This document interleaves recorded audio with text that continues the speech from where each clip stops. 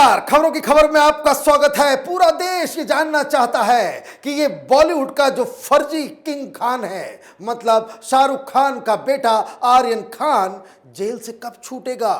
क्या कोर्ट से उसे बेल मिलेगी या फिर बेल पिटिशन को रिजेक्ट कर दिया जाएगा।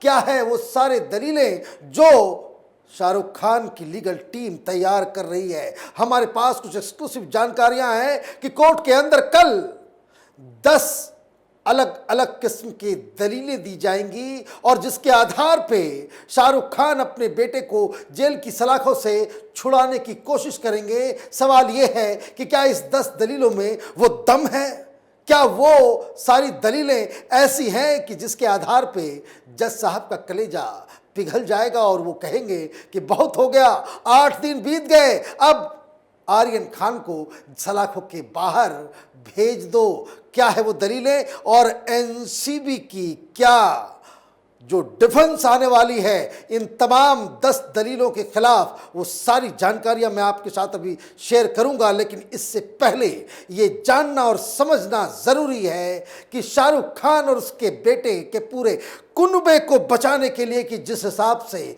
महाराष्ट्र के बड़े बड़े मंत्री मैदान में कूद गए, देश के बड़ी बड़ी पार्टियां आ गई, अजीबोगरीब दलील दी जा रही हैं और साथ ही साथ अब ये खबर आई है कि महाराष्ट्र की पुलिस भी इस गैंग में शामिल हो गई है, क्योंकि समीर वानखेड़े ने महाराष्ट्र के डीजीपी को ये बाकायदा लिखित शिकायत की, जाकर के मिल करके आए कि वो जहां जा रहे हैं महाराष्ट्र पुलिस के लोग सादी वर्दी में उसका पीछा कर रहे हैं, उसकी जासूसी कर रहे हैं। इतना ही नहीं, वे पुलिस वाले जो पैसे के ऊपर बिक चुके हैं, जो इस तरह के सो कह सकते हैं जाबाज और ईमानदार अधिकारी को प्रोटेक्ट करने के बजाय उनके ऊपर निगरानी रखने का जो काम कर रहे हैं, वो बहुत ही शर्मनाक है। लोग सोशल मीडिया पे कह रहे हैं कि Z+ सिक्योरिटी दे दी जानी चाहिए। हिंदुस्तान में तो प्रियंका वाड्रा का जो पति है, जो कितने सारे आरोपों में घिरा हुआ है, जमीन को हड़पने वाले केसेस उसके खिलाफ चल रहे हैं, उसको तो हिंदुस्तान में जेड सिक्योरिटी दी जाती है। और जो बॉलीवुड में तमाम गंदगी की सफाई करने में जुटा हुआ है, उसके साथ कोई सिक्योरिटी नहीं। और सबसे जो बेचैन करने वाली खबर ये आई कि समीर वानखेड़े की मदर का डेथ हुआ है 2015 में, और वो उनके कब्र के ऊपर मिलने जाते हैं, वहाँ अक्सर वो जाया करते हैं। ये महाराष्ट्र के पुलिस वाले पीछे पीछे वहाँ भी जासूसी करने के लिए पहुँच गए। तो ये बता रहा है कि महाराष्ट्र में किस तरीके से फिर वही खेल शुरू हुआ है, फिर वैसे ही चीज़ें हो रही हैं जिससे सरकार की साख तो जाती ही जाती है, सिस्टम से भी लोगों का विश्वास उठ जाता है। इसके ऊपर डिटेल में एक अलग वीडियो हम बनाएंगे, लेकिन उससे पहले इस बात को जानना जरूरी है कि कल कोर्ट में क्या होगा।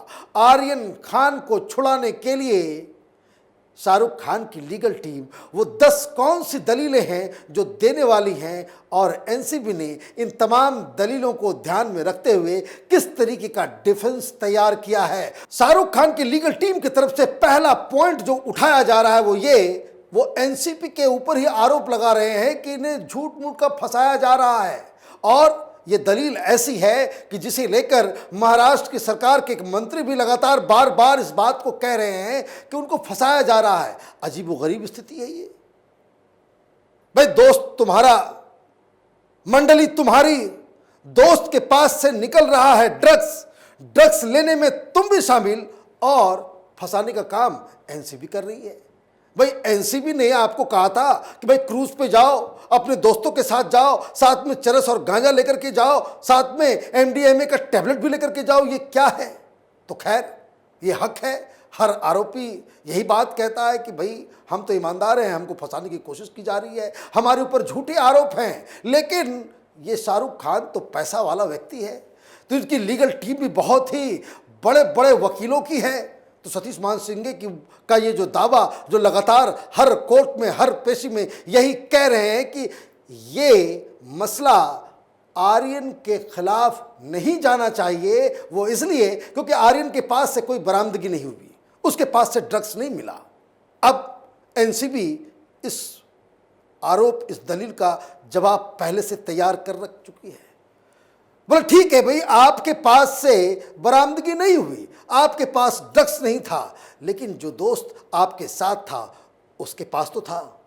और ये जो कबूलनामा आर्यन खान का है, अरबाज मर्चेंट का है, जब वो अपना बयान लिखवा रहे थे उन्होंने साफ साफ कहा कि हम लोग साथ में पी रहे थे, हम लोग।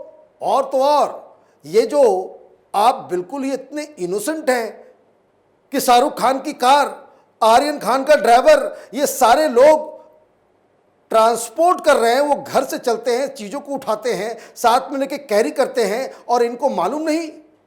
जबकि कबूलनामा ये है कि वो पिछले 4 साल से ड्रग्स का सेवन कर रहा था।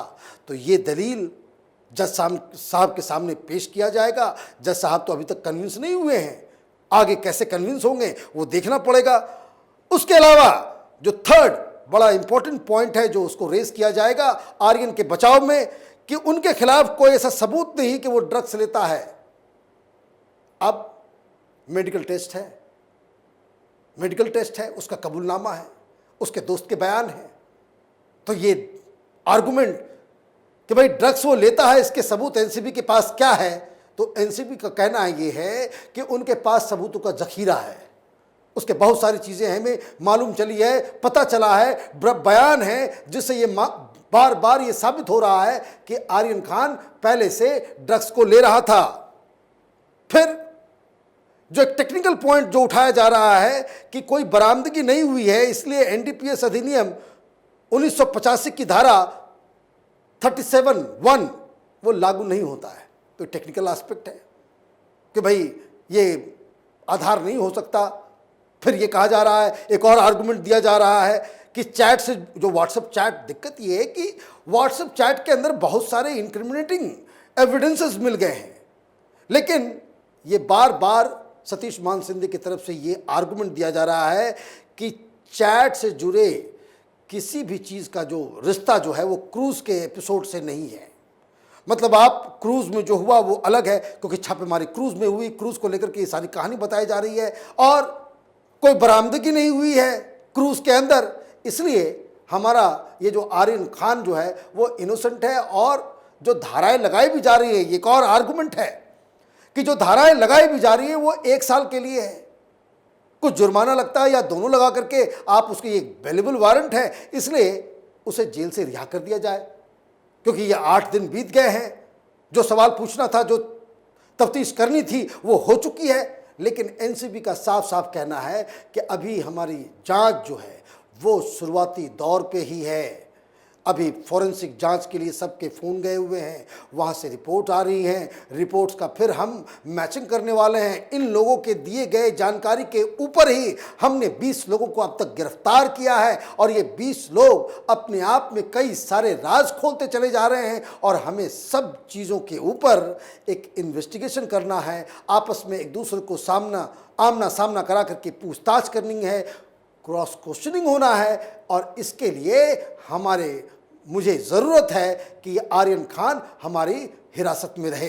तो ये सारे आर्गुमेंट जो है वहाँ पे दिए जा रहे हैं। लेकिन 2-3 और बड़े विचित्र आर्गुमेंट जो लीगल टीम ने तैयार किए हैं कि भाई ये देखिए, ये लड़का तो इनोसेंट है, अब तक कोई आपराधिक मामला इसके खिलाफ नहीं आया है, इसलिए इनोसेंट इसको छोड़ दिया जाए। मतलब ये पहली बार कोई आदमी क्राइम करे, पहली बार कोई मर्डर कर दे, तो क्या उससे उसके क्राइम का जो वजन है वो कम हो जाता है?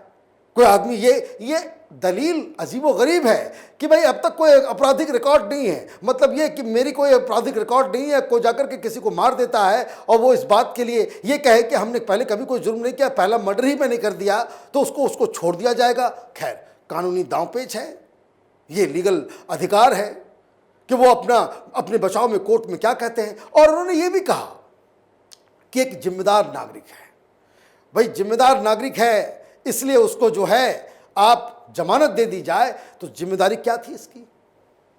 जिम्मेदारी यही थी कि आपका दोस्त ड्रग्स लेकर के जा रहा है और उसको आप मना नहीं कर रहे, आपकी पूरी मंडली ड्रग्स को लेकर के जा रही है, आपके दोस्त की सहेली, ये सारे लोग एमडीएमए के टेबलेट्स भी हैं, ड्रग्स भी है, सब कुछ लेकर के जा रहे हैं, उनको मालूम है उनको वहां पे क्या होना है।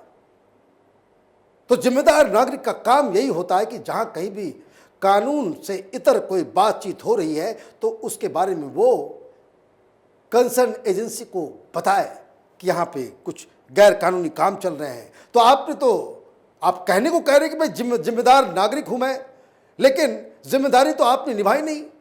एनसीबी को रेड करना पड़ रहा है और 4 साल से ये पूरा सिलसिला चल रहा है।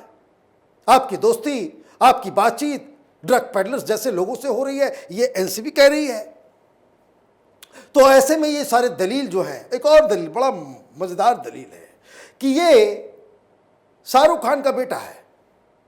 जो दलील जो कोर्ट में दी जा रही है कि वो शाहरुख खान का बेटा है और ये तो साउथ कैलिफोर्निया के यूनिवर्सिटी के अंदर वो फिल्म मेकिंग की डिग्री भी लेकर के आया है, तो शाहरुख खान का बेटा है तो छोड़ दिया जाए।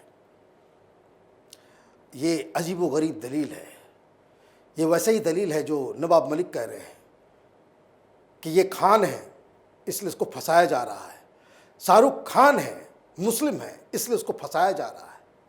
तो ये तमाम आर्गुमेंट्स कल कोर्ट में शाहरुख खान की लीगल टीम की तरफ से पेश किए जाएंगे, लेकिन जज साहब के सामने ये तमाम दलीलें कोर्ट के अंदर तो पेश की जाएंगी, लेकिन जज साहब इन दलीलों के साथ साथ एनसीबी के जवाब को भी सुनने वाली है। एनसीबी ने अभी तक पत्ते नहीं खोले हैं, सबूतों का जखीरा जमा कर लिया है, लेकिन वो सही समय का इंतजार कर रहे हैं कि जब ज़रूरत पड़ेगी तो आर्यन खान के खिलाफ क्या क्या सबूत अब तक इकट्ठे हो चुके हैं उसका वो खुलासा करेगी। दूसरी सबसे अहम बात है जो लगातार मैं कह रहा हूं, कानून के हिसाब से आर्यन खान को बेल मिल जानी चाहिए थी, ये हकीकत है।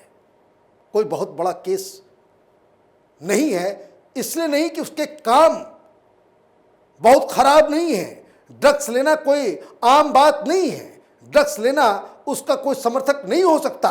ये कुछ बेशरम लोग जो उसके डिफेंस में खड़े हैं।